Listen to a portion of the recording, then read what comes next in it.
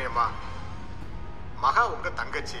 மகா சொல்றது எனக்கு சரியா தான் படும். வெளி இடத்துல போய் உங்க பிள்ளைக்கு மாப்பிள்ளை தேடுறதை விட உங்க வீட்டுல வளர்த்த பையனுக்கே கல்யாணம் பண்ணி வச்சா அவன் வாழ்க்கை ரொம்ப நல்லா இருக்கும்மா. சந்தோஷமா நிம்மதியும் நிலைச்சு இருக்கும். இசைக்கு உங்க வீட்டுல வளர்ந்தவம்மா, அதனால அவனை பத்தி உங்களுக்கு நல்லாவே தெரியும். நீங்க தைரியமா உங்க பொண்ணை அவனுக்கு கட்டி வைக்கலாமா? காயத்ரி, உனக்கு இசைக்கே கல்யாணம் பண்ணிக்க விருப்பமா? சொல்லுமா. ஓடி போன செழியனை நினைச்சு இப்படி அழுது புலம்பி ஒரு பிரயோஜனமும் இல்லை. அவன் இனிமே வரவும் மாட்டான், உன்னை கல்யாணம் பண்ணிக்கவும் மாட்டான். உன் வாழ்க்கையை வீணாக்கி கதமா. இசைக்கு உன்னை நல்லபடியா பார்த்துப்பான். நீ நினைச்ச மாதிரி சந்தோஷமா சகல சௌகரியத்தோட நம்ம வீட்லயே உங்க அம்மா அண்ணன்களோட இருக்கலாம். என்னம்மா சொல்ற? காயத்ரி சின்ன பொண்ணுக்கா, அவளுக்கு என்னக்கா முடிவெடுக்க தெரியும்?